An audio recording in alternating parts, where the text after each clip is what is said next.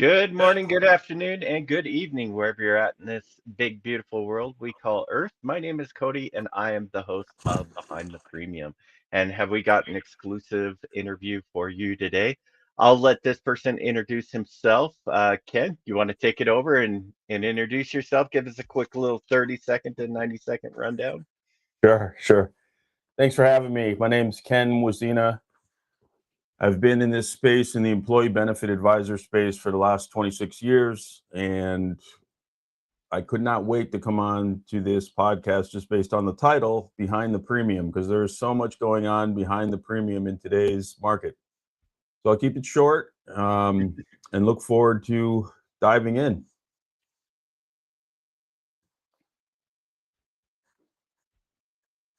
Are we frozen?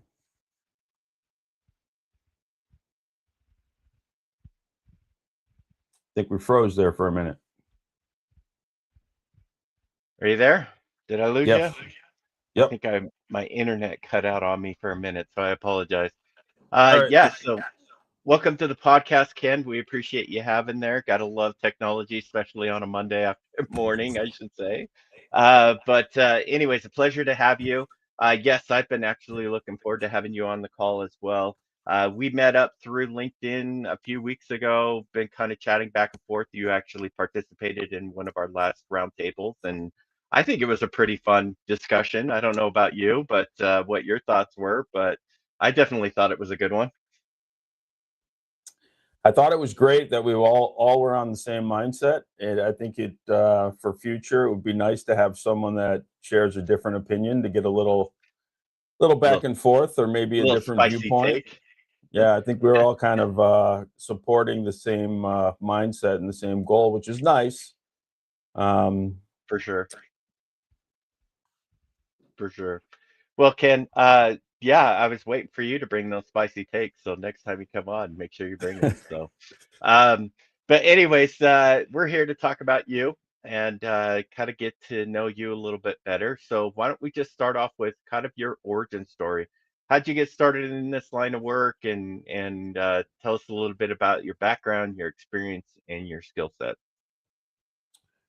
so that's a we could spend all day on that one question, but just to dive back into the beginning, I grew up in the Hartford area, Hartford, Connecticut, where you have Hartford's insurance capital of the world.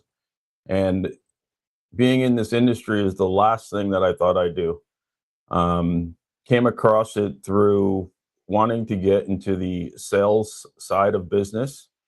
And I was recruited into how do you say it? Let's say a voluntary benefit supplemental insurance agency that had their first office in Connecticut. And I figured, you know what, this is probably the last thing of interest to me. I said, who in the world would want to be in the insurance industry? It just sounds so boring.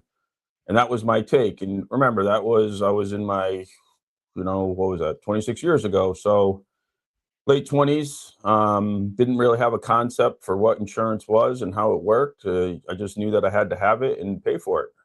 And Right. what happened is as I got in deeper over the years, I really got into focusing on income replacement, which is disability, right? So you see people at their worst, right, where they're really struggling, meaning they have some type of health condition and they can't work. And that was the light that went off for me with regards to how much out of pocket that people are responsible for. So I have a different viewpoint when I come across in today's, let's say, age or whatever you want to call it, today's market, Mhm. what we consider affordable. Um, for the average employee, a lot of the health insurance that we offer is not affordable. And I know I'm kind of jumping here, but just to go back, when I come across different, let's say, brokers, a lot of them come from the health insurance carrier side and then have migrated through their career into the advisor broker world. And the Mhm. challenge with that is a lot of them still bring that health insurance company carrier mindset into the space. And I view it from a different angle, right? I view it, yes, I understand it's important for the employer, but I also view it from what I experienced to see employees that are insured but still are struggling financially to keep themselves afloat. So I think, that's a unique experience. And at the time going through it, I don't think I truly understood what I was seeing. Mhm. But as you age, your financial responsibility grows, and then your actual income becomes more and more important. And then really what's important is what happens with when you're without it. Right. So I'm kind of jumping into a different avenue here, but that's really how I got into it. I was recruited, and I figured I'd give it a shot for a year. Those were my words, and that was 26 years ago. Oh, Um, geez, that's awesome. That's a good run you got there. So when you talk about coming at it from a different angle or a different lens of how things are looking, I think that's important for any professional coming into an overly populated uh, profession such as insurance or benefits, things like that.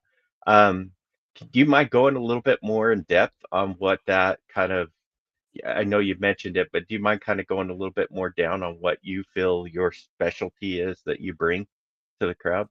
yeah, sure. I mean, one, you ask good questions. I mean, I just looked at that question in a few different ways in terms of, I think us as people, one of the biggest challenges we have is looking at the same situation from a different lens, Hmm. right? That's always going to be the case, right? And really, what I do specifically is I help employers manage their health insurance, and I used to say health care, but it's really insurance, health insurance budget, while still offering the employees plans that are affordable, which they can use without financial strain.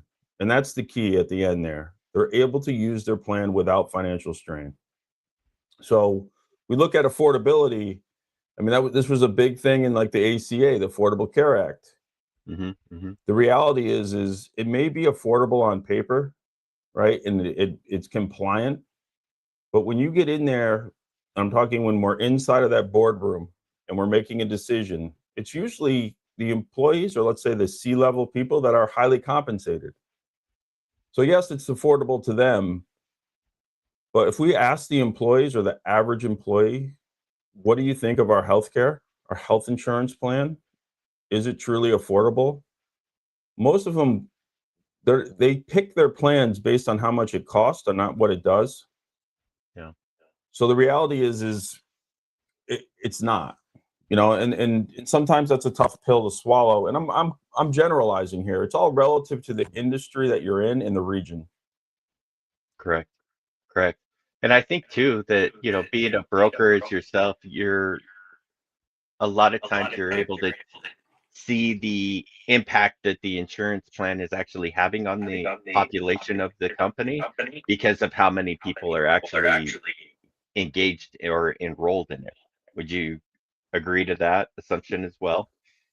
Well, first, and I know I get categorized as a broker. I don't consider myself a broker. And that what I mean by that is I think that's the old model, right? Right. Broker is the in between the employer and the insurance company. And all Hmm. they're really doing is going out to the different carriers and brokering that back to the employer. I like to say we're going to advise you, right? We're going to figure out where all these dollars are being allocated. Are they doing what they're supposed to? And help that employer retain some of the overspend, because there's a ton of overspend. Yeah. And then what was the second part of that question? It was Well, just how many people were participating in a so, plan. yep. So I look at it as usually in the first 30 seconds to 5 minutes when I meet a new employer, I usually get a gist from where they stand. And what I mean is I just ask them the question straight out, like, why do you offer health insurance to your employees?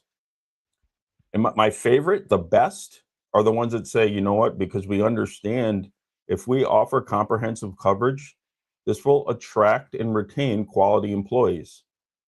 And they get it, because it's a large cost, but it also helps employees feel good about their job, understand that they don't have risk if they actually have to use it.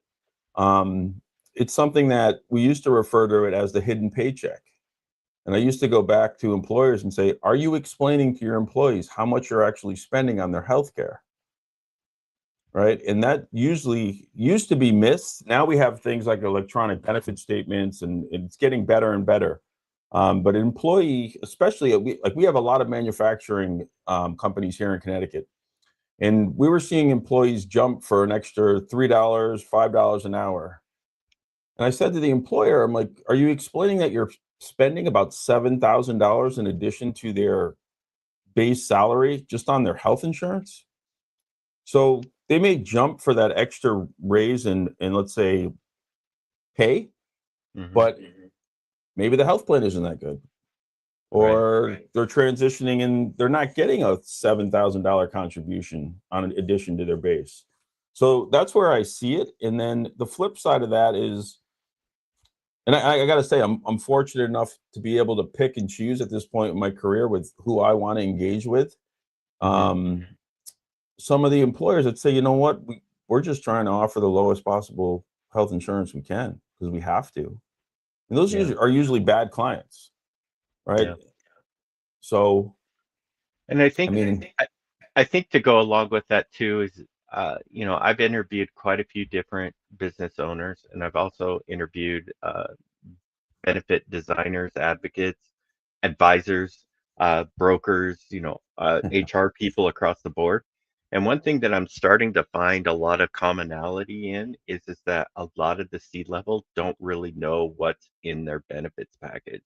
The one thing that they're really just trying to take a look at is, okay, this is how much it's going to cost me.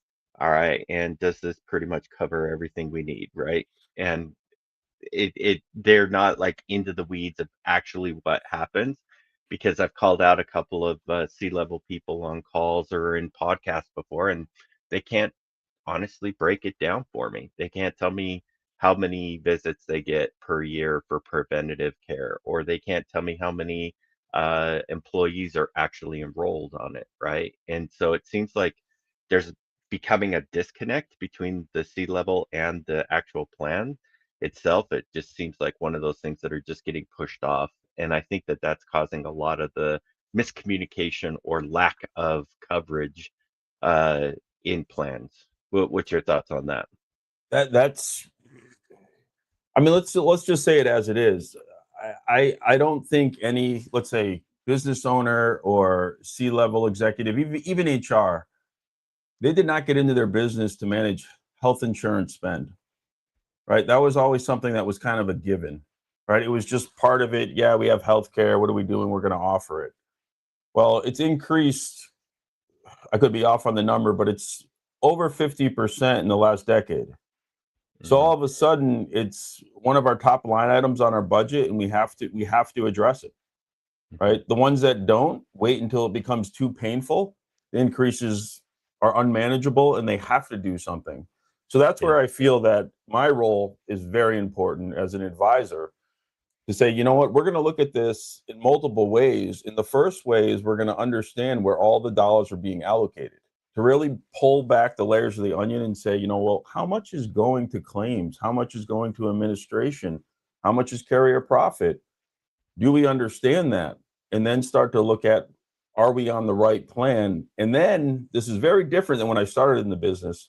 And then we look at plan designs and what type of coverage we actually can offer. It's kind of a reverse mindset, is first understanding where our spend is Hmm. and then getting into designing the plan. And then we can talk about driving or steering employees.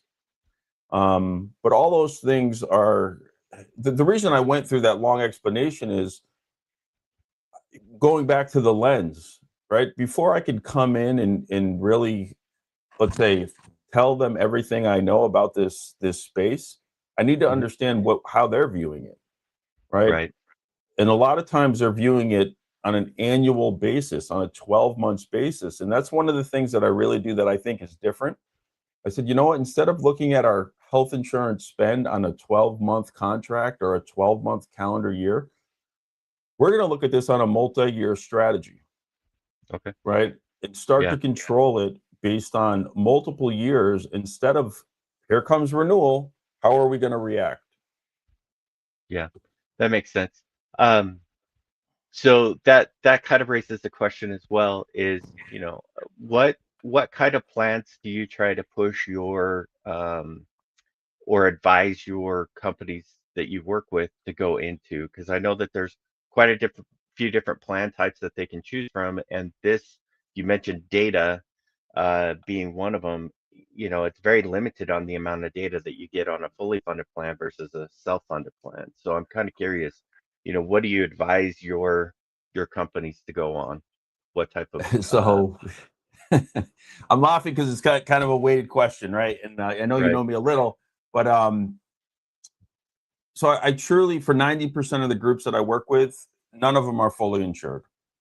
Okay. And that is, I'll say this probably again in this conversation, but it truly is regional where you are in the country. Mhm. I think I might have mentioned on the last podcast where I was out in Ohio and I came across a group and I was in shock how low their fully insured premiums were. It was probably the first time in the last decade where I told an employer, you need to stay here, right? This Yeah, is an acceptable loss. This is too low. I usually use the threshold of 7,000. I said, if you're spending less than 7,000 per employee per year, stay fully insured. If you're not, there's so much excess. And that's where, going to your question about data, right? So when we're in that position of actually having access to data, that's really where let's say the wheels come off and you can lift the hood and really get into the mechanics of how the plan works. And when you're in that partially self-funded space, I like to use the words alternative funding. When you hmm start to see data and you're in that space, you can truly create custom plan designs, right? And when you're creating a custom plan design, I'm creating it, right? I'm creating it based on the usage that the utilization of the employees, right? So sometimes we get in there and we start to look at the plans. We're saying, why is 30% of your team overinsured? And they don't know, and that's okay. It says, well, why are we overspending this amount? Why don't we get them on a plan that actually fits? And then you start to look at the group and say, you know what, we've got 4 different generations that are employed here. They all need to use their health care differently. So you have to have 4 different plan options, right? The only way around that is if you're an employer that is printing money and you say, you know what, we're going to cover 100% of this plan, and everybody's going to take it, of course, because they're not paying anything out of pocket. There's no skin in the game. That doesn't Right, happen too often. But right. that's really where I go with that kind of mindset is, one, it's never the same. It's never the same, right? I've worked for brokerages that say, you know what, we have a proprietary plan for this industry. And I'm thinking, like, you can't do that with health insurance. It Yeah. doesn't work like that. This isn't property and casualty insurance. This is very different. Um, there are similarities in different industries, but the day you tell me, all right, we have X amount of heart conditions in this industry, it's very different than this industry. I just don't believe it. That makes sense. Um, yeah, I can understand where you're coming from, where, it's regional, it's by industry, there's a lot of different things. I mean, a blue-gray collar is definitely going to be potentially a different threshold than a white collar in the same area, right? Maybe not the same industry, but it is interesting that you state that, everything needs to be customized. Um, and I feel like the fully funded plans that are available out there are the kind of those cookie cutter trims that you get on your car, right? Yeah, You yeah. can only select between one, two, and three options, and it comes with stuff that you want, maybe don't really need or use, but it is what it is. So I like how you're pushing people to self-funded because I totally agree that that alternative financing that you call it is a great way to customize those plans because everybody is unique. Um, you kind of alluded to it a few times with the age demographics even being included into the plan, right? You got old people that have chronic diseases, and then you got younger people that are more or less young and healthy and trying to average out the platform. And so one of my questions, one thing that you kind of really tout that I like is that you're always looking for the best plan, best advantage, best cost savings for your clients. And I think that that's the role of any advisor or broker out there is to basically do that. So when you're looking at these numbers for your clients, I mean, like, what are the main kind of core foundation, either data set or mechanics or structure do you look to implement with your clients as a building foundation to build these custom plans for? Does that make Well, sense? you need to, yeah. I was just thinking the best way to say it is it's got to be in the first few questions of what are they currently doing, and I'm referring to, let's say, creating a new relationship with a new client. The ones that are already clients, I already know where they're starting from because I'm advising them. Mhm. Um, Usually, when someone works with me, when an employer works with me, the second year is always the best. And they always say, "Well, what do you mean?" I'm like, "Well, after we've been through this a year, we have a true understanding of your data. Data. That you can never have enough. But then we Mhm. can really, after coming onto that, the best thing is being able to predict that renewal as it comes. Like we already know where we're going to be based on the utilization. It's very different than that Mhm. fully insured space. But the ones that are still fully insured, and that's going to become less and less of a number. Right now, so I'm in the Northeast, right? In my back door, any employer that has more than 200 lives, 70% of them are already in the alternative funding space. So that's self-funding space, right? Mhm. And just to be clear for the audience, when I say self-funding, this is not self-insuring. Very different, right? We're not saying, one of our employees has a claim and we're going into our assets and paying the claim. That's Mhm. not it. This is just self-funding. So there's safety nets behind the scene. So back to your question, I usually ask them right now, like, how are you currently predicting your renewals? Or what's your process like? And then on top of that, I usually say, well, what's a successful relationship between you and your advisor or your broker? What does that look like? Just to get an idea of what they think success is. And when I usually ask that question, sometimes it goes two different ways. Like I'll give you an example. I was working with a 200 life group, and they said, we're really happy. We got a 0% flat renewal this last year, and they were fully insured, right? So I was salivating from the mouth here. Like I'm like, oh my god. Um, so I said, well, what does that mean? What does that mean to you? Do you think your advisor did a good job? Like, yeah, I did a great job. We switched from UHC to Aetna. I'm like, well, I'm gonna give you something from a different point of view. I said, well, what that means to me is that UHC was overcharging you. They were offering a double-digit renewal. Aetna's willing to take on the risk for free, the same risk. So what that means to me, they're about 260. So they're paying 2.6 million. So I'm going to Mhm. give you an example based on a million just to make it easy. So what that means to me is that 3% of the population or less than that is representing 99% of all large claims. That means 97% of that total cost, that Mhm. premium, is Mhm. guaranteed loss. So if you're in the alternative funding, the self-funding space, you're retaining that and Right. you're using that to pay for that 3%. So to break it down even more, I mean, $1 million, you've got, what do you got? You got three different categories, right? You got your 15% is basically admin, right? 25%, I'm trying to do this in my head. 25% would be what? Your stop loss, and then a $600,000 claims fund. So if you're running that low, does that make sense before I dive in?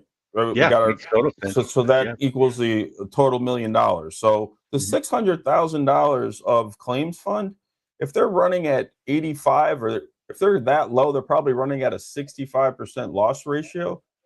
That's probably around 400,000. So that means there's 200,000 of unused claims fund. If you're fully insured, you don't see any of that. And that 200,000 just became carrier profit. Yep. So in the alternative funding space, you keep the 200,000. It's yours. You use it. You use it for to pay future claims, or you build a reserve for the following year. So yeah, that's kind of, that example I gave is kind of tough to go through, like just verbally. You kind of got to see it broken down. Yep. But those are the things that I think most of the employers out there are missing. The ones that are still fully insured, we're still looking at it as, you know what's an acceptable increase? That's usually what they say. We're okay going up as long as it's less than 10%. So that's what I see a lot of. And then I usually flip that. I'm kind of going off here, but I'm going to go off. So if they're okay with that, so I usually say to them, listen, if you're increasing between 7 and 10% each year, your health insurance premium will double in a 7 to a 9 year time frame. That's just compounded. It's like investing, right? Yeah. Compounded interest, but this is a compounded loss. Yeah. So, and it's interesting because you have just about the same amount of protection you do in a self-funded versus a fully funded, right? And in more cases, you have more flexibility, more freedom to recoup some of those costs rather than just paying them, like you just said. So yeah, I'm totally with you on that one. But it does take like to your point, it does take a few years to get people worked into that ideal situation, right? You mentioned year 2 is your favorite for a lot of these people because you've already worked through it. How do you sell a lot of your clients on this multi-year strategy when there's still a lot of variables that are unknown in there that could throw this multi-year strategy out of whack, so to say? you must be a podcast host, because that's another good question. So 2 ways. One, you have to explain the safety, the security of going that route, because there's a lot of fear, right? And put it this way, I've never had a client go backwards, right? I never have brought someone into the alternative self-funding space and then go back to fully insured. If that happens, that means the plan was designed wrong from day one. Right? So this is where the education happens. You have to say, you know what? We're going to show you this plan, but this is the worst case, right? This isn't going to change. It doesn't go up and down each month. It stays the same throughout the year. The employees see exactly the same thing. They get a card with a logo on it, and they use their healthcare the same way. The difference is now we can see where the money is going. But I said, from your side, you, the employer, there isn't a risk, right? We're not at risk at going beyond this amount. And what we call it is our max claims fund, right? What happens on the positive side, on the good scenario, is that we don't hit our max, and you retain that money. So that's the first thing. The next thing I do is I say, this is a group, and I have multiple case studies. I usually show them a similar size group and say, here's what happened to this group that is your size, right, over a 3-year period, right? And show them how it goes up and down, right? And I always remind them, this is what I'm talking about with multi-year. When you're in that fully insured space, when you have a claim, it lives forever, right? It never comes down. When you have a claim, a large claim in the self-funding space, when that claim goes, when it comes off, let's say the person goes on to another job, they unfortunately, they pass away, they go on Medicare, something happens, it comes off of your utilization and lowers your total cost. So that's very different than the fully insured space. Yeah. So in addition to that, I tell them, I said, listen, there is a large spectrum, right, of self or partially self-funding. We're not going 0 to 60 in the first year. we're going to slowly start to add different solutions as we move through this. And that's what I mean by multiple year, especially right in the first year. I'll go another way. A lot of brokers, not advisors, are using the level funding words, right? They're saying, we're going to go level funding. And I'm like, okay, what does, and sometimes I ask the employers this that are already level funded. I said, what does that mean to you? Right. And just let them answer. Well, they kind of know. They're like, well, we're better than fully insured. I'm like, yeah, you are. But do you understand the contracts? Like, if you run well, how much of your surplus is sent back to you? Have you dove into the pharmacy? Are you receiving your rebates? When a lot of times they can't answer those questions, and I usually tell them, because I don't like to ask questions I don't know the answers to. But I just explained to them. I said, let's say you have a surplus and you only get 50% of it back. So, well, why are you sharing your money with the insurance carrier? Why don't you take 100% of it? Oh, we didn't know we could do that. Or on the pharmacy, I'm like, well, you basically remove the carrier profit margin from moving from fully insured to level funding, but you're still inside that carrier structure, and that's their business model, right? So they may not be getting it from the medical side of it, but they're receiving extra on the pharmacy. Yeah. I think it goes back to what we were talking about a few minutes ago. I feel like there's a great fiduciary responsibility wake up call that's kind of happening right now, because there's a lot of people that uh, are starting to ask these hard questions to brokers and advisors, right? They are saying, where is this money going? Why am I not able to recoup? Why am I not being able to do this? Prime example of this is Mark Cuban, with his whole prescription model that he's working on. There was a couple of articles about him paying 8 times the amount for an employee's prescription.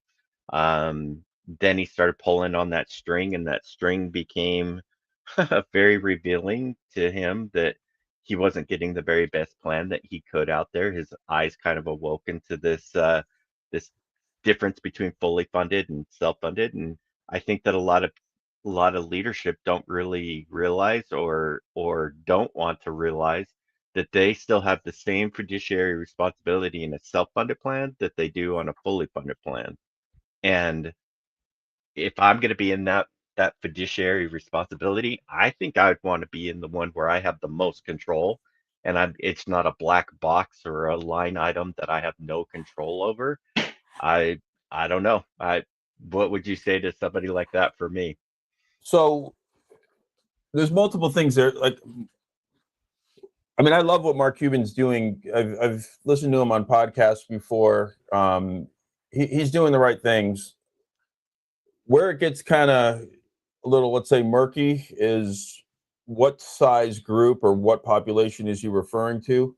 Yep. And I think a lot of us, there's so much information out there. I've had this happen with employers too. They start stating these rules and mandates, and I'm like, you're right, but you're referring to mandates that are relative to the individual insurance. This is a group plan that acts and works differently. So there's a little confusion in there. I mean, he is, and I won't say any. I mean, just the fact that he's using his voice to get out there and talk is great, right? I love it. Like, I was on a podcast with him. I'm saying I watched it. I wasn't on with him, with one of the PBMs, and he was just going back and forth with the PBM. And I was like, I love what you're saying. Demanding the transparency, the whole fiduciary responsibility. Until we had these lawsuits, I think it was all fluff, right? Yep. Like, we would say this to an employer, you're a fiduciary, and they'd kind of be, really, am I? Like, who's going to come after me? Yeah. So Exactly. it's all relative to the side. I mean, I was trying to go through. I was doing two things at once. I was trying to look at my LinkedIn. I posted about a recent lawsuit where they pulled in the advisor, right? And I was like, this is real. Okay, so now someone like me is involved, the employer's involved. and the insurance carrier. So everyone that contributed in making these decisions now is truly responsible. That's real. Mm-hmm. Okay, that's what we need. There. 100%. So that's really it. I mean, earlier this last year, I spent a month with the Pharmacy Benefit Institute of America, which really focuses on the pharmacy spend and what's going on and what does transparent truly mean. Because everyone says, we're 100% pass through on our PBM. I'm like, are you really? And there is so much hidden behind those pharmacy contracts where you really need to get a specialist involved, right? Like I know it from a high level and I know it more than, let's say, 80% of the brokers out there. But when it comes down to managing pharmacy, I need to use someone that knows more about it than I do. Yeah. There's so much there. Yeah.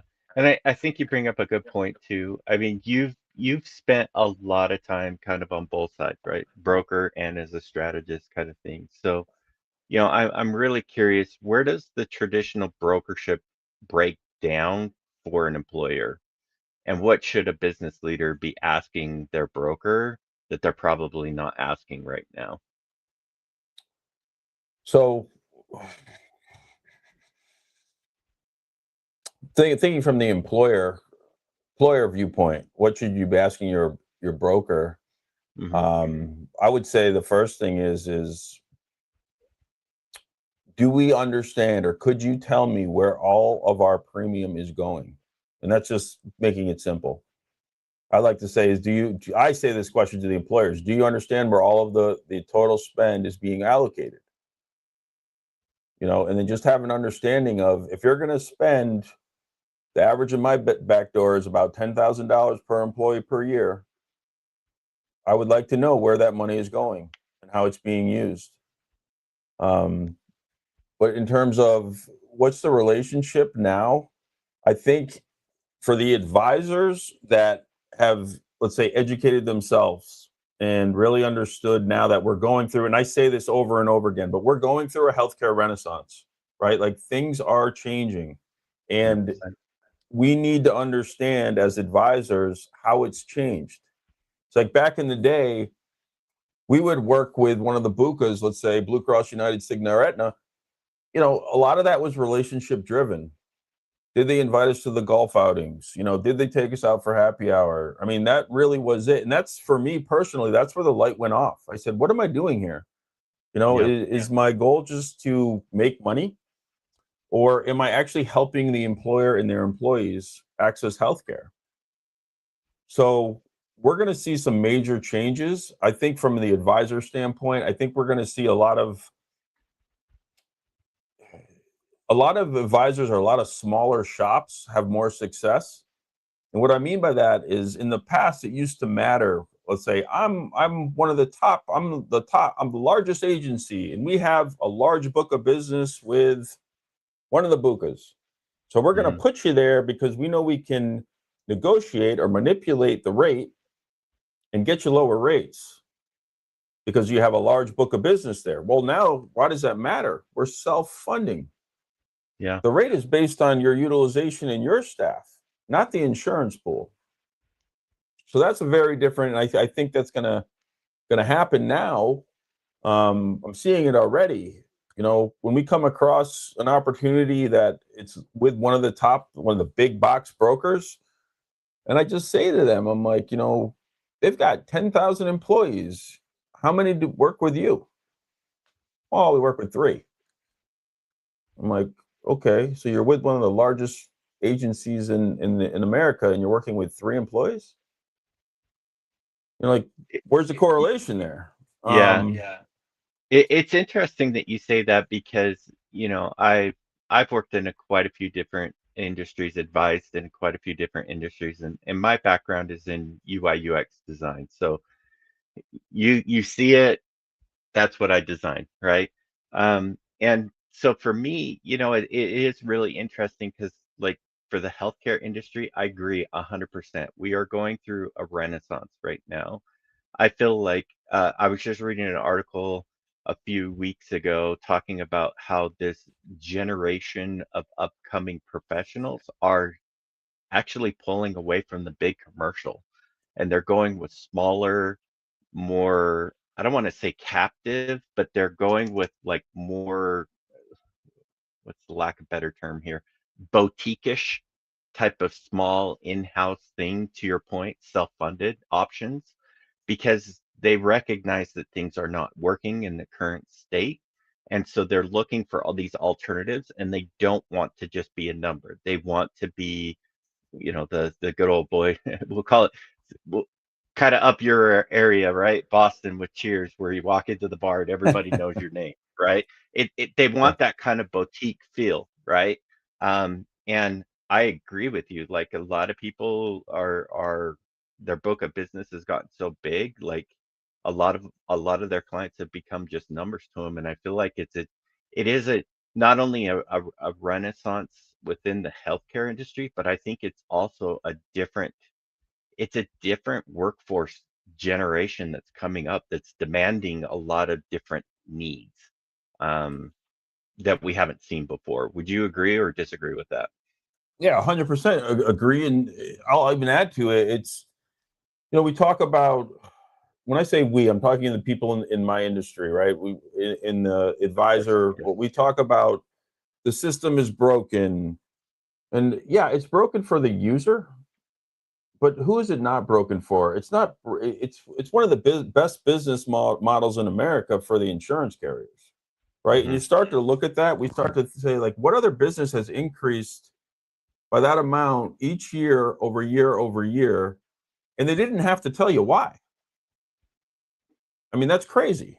So we see the vertical integration, right? We see it with hospitals, we see it with doctors, we see it with the carriers and the pharmacy, but we don't talk about this too often. It's the broker, right? Not advisor, but the broker has also become part of the healthcare supply chain, True. right? Yeah. So if they're Good point. getting increases each year on their compensation by being in that fully insured space, one, I can't blame them, right? It's like you're getting a raise for doing exactly the same thing that you did for the last decade, right? Or last decades.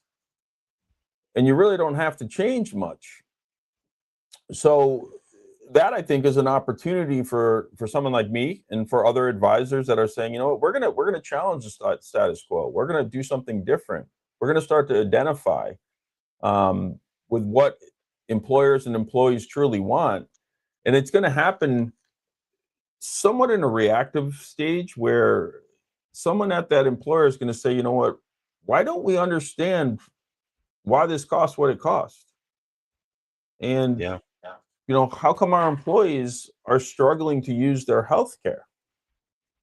So those are the things that I like to talk about. And I've learned the hard way by saying too much, right? You have to do it in small steps, right? And we're going to see a lot of, which I love, we're going to see real care navigation, right? Like it used to be talked about. It used to be like, hey, we got a concierge, we got employee advocacy. But the reality is when an employee actually tries to use it, they're just as confused as they were when they started. A lot of times they're just calling into someone that's pulling up their plan design and saying, you can go here, here, and there. Like, you know what, I can see that on my app, or I can see that. It's not really getting to the point of saying, you know what, let's incentivize employees to use quality, low cost quality care. Yeah. Yeah. So No, that's interesting. I like that. Well, we're coming up almost to the top of the hour here, and in just a few minutes, I have a few more questions. Before I jump into those last few questions, did you have anything that you wanted to bring up or talk about specifically? um, I mean, you ask great questions that bring it out. So specifically, I would just say to the employers managing their healthcare spend, what is it going to take? I mean, to get you to view it in a different way, or to stop doing the same thing and expecting different results. Yep, you just took one of my questions, so let's just jump right Okay. into it. All So right. my so that was going to be my next question was literally what do you say to business owners to get them to have that aha moment of what you had when you were at that conference and realized that you were just kind of selling a product because somebody was taking you to lunch or to golf or something like this. How do you get them to really wake up and see that there are better options for not only them but also their employees as well? So it's relative to who I'm speaking to, but let's use C-level. Let's use the CEO, the CFO. The best, what's worked for me is, and you have to do this with a larger employer so I can get public data, and I'm referring to 5500s. And I Hmm. show them, I said, here's your healthcare spend, health insurance spend for the last, depending on how much data I can get, but here it is for the last 3 to 5 years. And I show them, here's your trend, and I think Daniel from our podcast mentioned this, but if you look at like how much your health insurance increased since COVID, a lot of times it's 40%. And just to show them from a business mindset of managing a line item, forget all the other stuff, forget the plan designs, forget which carrier, all that stuff, just as here's the cost. How are you controlling this cost? That's Yeah. probably been the number one thing that I've used to, let's say, open their eyes. And I'll tell you, it's tough to do the smaller the employer, right? Because I need Hmm. to ask them for that info. A lot of times they don't have it or I can't get it, right? So it's been somewhat challenging. And in my back door, that's usually an employer that has less than 100 employees. Like I can't have those same conversations. A lot of times they don't know, and a lot of times that it's like in one ear, out the ear. They dealt with it last year and they're moving on. Yeah, it's one of those. I had a broker tell me once that they do not want to talk to their clients except for renewal time because they don't want to rock the boat. And that was a huge red flag to me for some reason. And I'm like thinking, you know what? This is going to be the advice that I'm going to give to every business owner, C-level person that I talk to about their healthcare premium is how much is your broker or your benefits advisor making off of this deal, right? Because if it's a flat rate and they can make it worth their while, great. If it's a commission based and they see that their their percentage keeps climbing by astronomical amounts, that's a good head scratcher to really have that aha moment because you're just giving your broker almost a uh, a percentage of increase raise every single year that you just blindly re-sign without asking where all this is coming from. Am I wrong or am I No, right? no, you're 100% right. I'd be curious to see what size groups that broker was working with. But I do understand that's an old mindset, right? Talk to them once a year. Don't really like just let it go.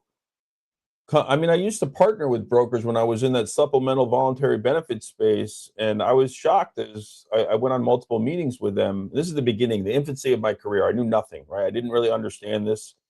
But he used to come in and used to say, here I am again. I'm the bearer of bad news again. That was his line, and I'm like, that's terrible, man. Like that's how you communicate this is just like, hey, it's going up. And now I know what I know. I said, you should have said, it's going up and I'm also making more money. And I'm going to take all of you to lunch each month, every month, because I'm making so much more money for doing nothing. Yeah, but yeah, no,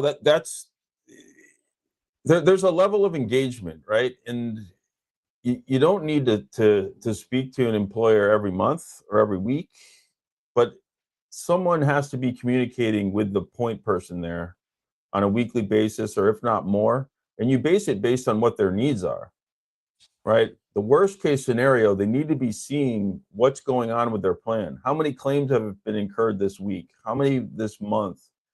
What are we doing to manage these large claims? I mean, that's the key, I think. It's like, how are we evacuating large claims? And that doesn't Yeah. necessarily mean totally evacuating it, moving it off the plan, but there's so many things you can do when you dive into a large claim. And those are the drivers. So a lot of that is the frequency and severity of the large claims. How many do we have? How severe are they? What are we doing to manage them? You know, it could be as simple as managing the drug spend. I Hmm. mean, that's where I've aligned myself with partners that will help me do that, right? Because I don't want to go in and manage claims. I'll be straight. Like, I can't do that and then continue to have a successful business. That's someone needs to be dedicated to doing that one thing, the touching of back and forth with the employer. And what I found too is you'll get the employer that say, you know what, this is what I want. Like, I don't need to have you guys, like, every month is too much or every week is too much. They'll tell you where they want to be. Um, Right. and then what were you? Sorry, what was that?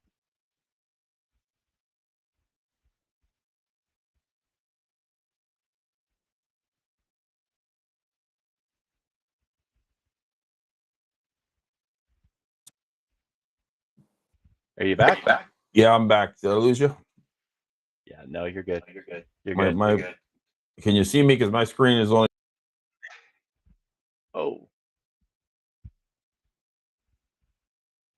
looks like we just lost him for just 1 second. We'll get him back up on here.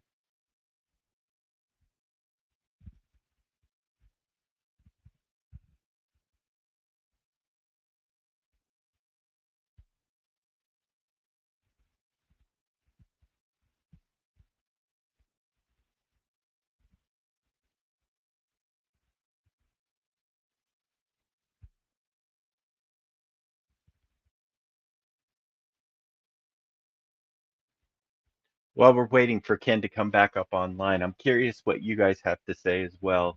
Have you had your aha moment yet? If you are a leadership team or benefits administrator or anything like that for a company, have you had your aha moment that we were just talking about? Just curious if you guys have had that. If not, feel free to drop that in the comments below while we wait for Ken to get back. Oh, looks like he's back. We got him. All Yeah. right. Cool. Uh, so yeah, no, great stuff, man. Seriously, I think it is all about just kind of trying to get everybody to take the blinders off. I feel like that is a huge thing right now. I think that it's a huge conversation that'll even people within the industry are talking about, but in my opinion, they're talking post claim stuff, like after the fact of trying to fix stuff, and it's it doesn't really work that way, right? In my opinion, it's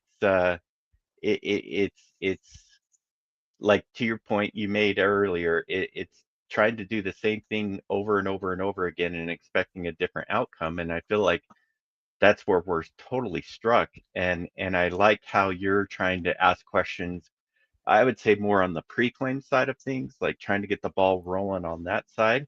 Because let's be honest, that's where a lot of the gaps form because of the employees, because of lack of education or lack of knowledge or expertise in this area, which you don't have to have a lot of expertise, especially if you've got people helping you navigate, right? And so those are those are just some of the things that I was thinking of while you were kind of off offline there for a second. But one side that I think that we all need to kind of really realize as well is, it's easy to talk about healthcare from a financial standpoint, but it's the human side of that. And you alluded to that a little bit earlier in our conversation. And I want to kind of loop back to that is you said, hey, this might work for us fiscally. It might work with our bottom line and our budget, but does it really hit the human side of things? And you talked about the ripple effect. I just want to retouch upon that again. Like, what are some examples of that ripple effect of poor decision making when it comes to the planning side of it that you've seen over your 25-year career? I'm curious. So you have multiple touch or multiple items there. So I'm thinking back to it was 2003, I think, or So I was up in New Haven at the New Haven Manufacturing Association, and again, this is the infancy of my career. Two different senior brokers were there, talking to the manufacturers about, how HRAs and HSAs were going to come in and create consumer-driven healthcare and change the landscape of how we access health insurance. That was 2003, right? That did not happen, right? We all know that, right? So my whole thing now is, and don't get me wrong, HSAs, especially HSAs, have their place for the right demographic. It's usually not let's say the lower compensated employees.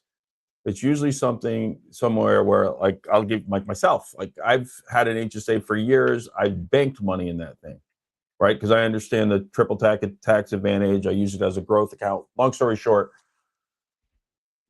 my whole I write a monthly newsletter called KISS, Keep It Simple Smart, right? Healthcare 101.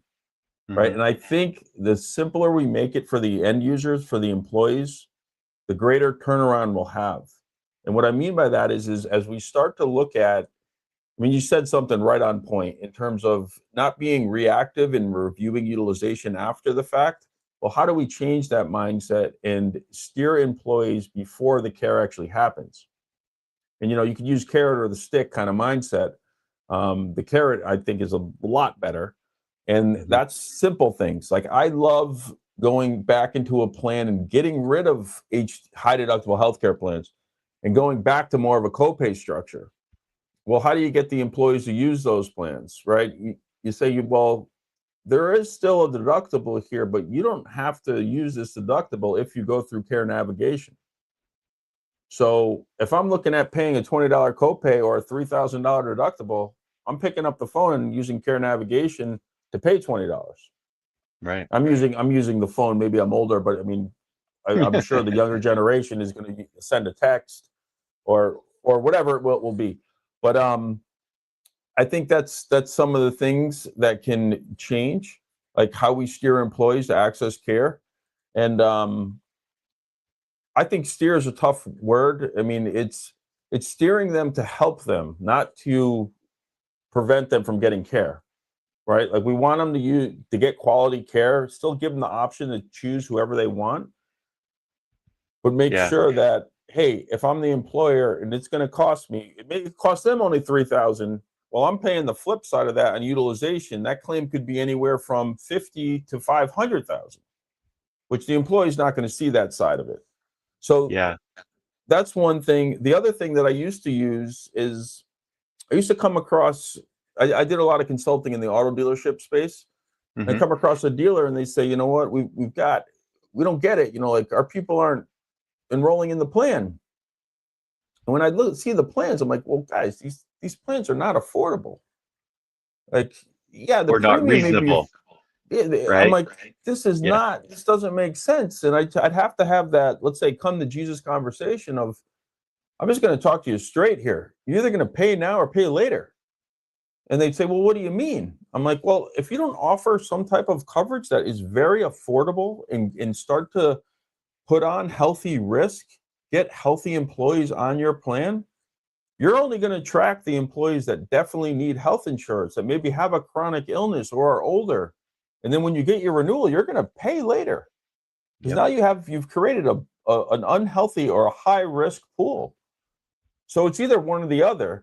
And I'm going to keep on going here just because you brought up something earlier on, like, compensation on advisors or brokers. And I've been on both sides of it, right? So it's been nice to get an increase on my comp for doing nothing and just coming back and just taking a spreadsheet and saying, here are your options. Which one do you want to pick? Pick one, that's been great. But I really have transitioned over to having a flat comp, per employee per month, a flat number. And I usually explain it as, it doesn't matter if you spend $10 million or $1 million. I'm getting the same compensation. I said, we'll revise this in the following year. I said, once the plan performs the way it said it would perform, and I've reduced your total spend, I may ask you for an increase in my comp. But I feel like I need to justify getting paid more. Right. So that's Right. really what's worked for me. Um, and you know, this, not, but it truly, nothing's the same. It's not the same as in my back door in Connecticut, right when I crossed the border in New York, all the way down to last month I was in Georgia and Florida. Entirely different conversations. It's all relative to where you are. It's getting better and better. We're going to have challenges in the small group. It's definitely going to be the last place where the insurance carriers can hide their profits. Um, we're going to have different segments in the next few years: the small micro groups, the mid-sized groups, and large group. Um, all have different needs. Yeah, for sure. And I think that, to your point earlier, I think there's going to be a great wake-up call for a lot of fiduciary responsibilities. I think there's going to be a lot of wake-up calls for the data transparency. I think there's going to be a lot of good shakeup because, to your point, we need to have this renaissance for sure. And I don't know if it's a generational thing. I don't know if it's people are just fed up of what it is. I don't know if it's just people like you and I that are trying to push the status quo when it comes to the healthcare industry. I would like to say it's a combination of everything, but something is on the horizon for change. And us as Americans, I think we have the right to be able to get on our soapbox and jump up and down and say, hey, this isn't right. We need to make it right. We need to make it fair. We need to make it legitimate for everybody. And I think that that's, one of the main reasons why we started behind the premium because for the most part, a lot of employees want to know that when they have money taken out of their paycheck to pay for health insurance, that they're going to be covered, that they're not going to go into debt to be able to cover their medical expenses that do come up. And I think there's a real debt crisis there as well. But the current mechanisms that we have in place are not helping us as Americans. It's hurting us. But that's why we need to have these kind of conversations. That's why we need to have these type of people like yourself that are out there pushing to make things change.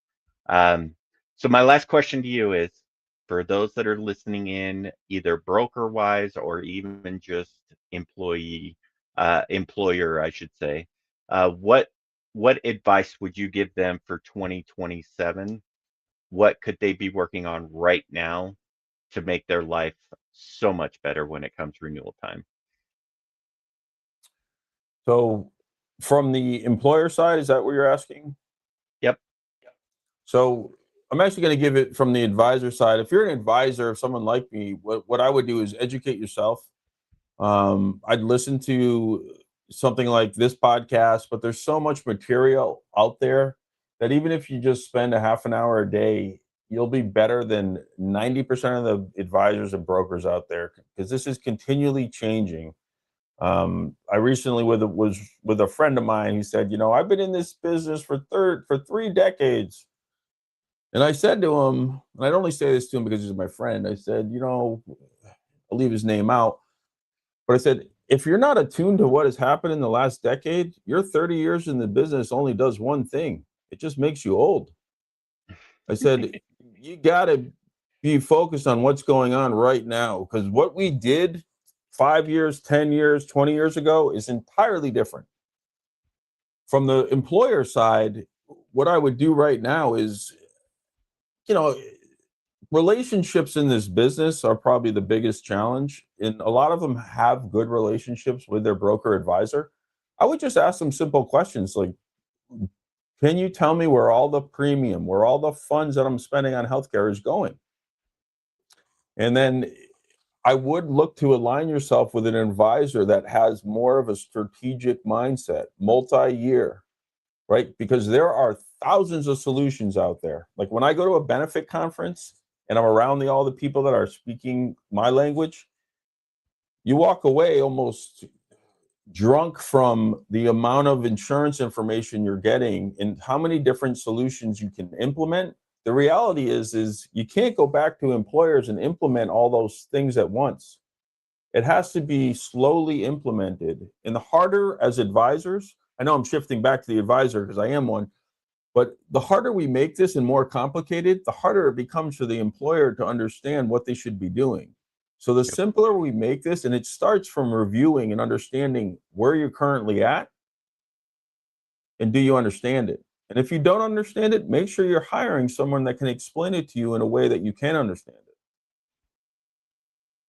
So I think I got to work on simplifying my answers, but those are those are some of the things that we need to start doing.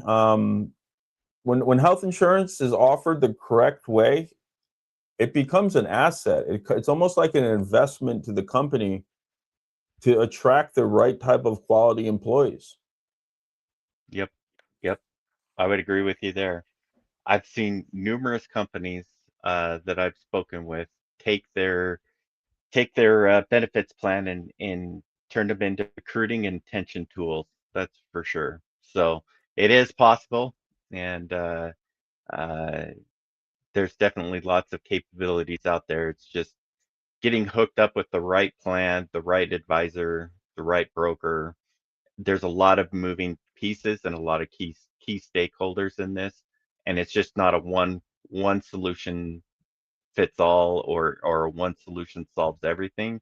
I think it's a combination of everybody coming together for the greater benefit of the employer and the employees themselves. So, uh, but anyways, Ken, thank you so much. It has been awesome. We're a few minutes over time here, but I went a little bit over because we were having some internet issues there for a Yeah, little bit. But that's on me.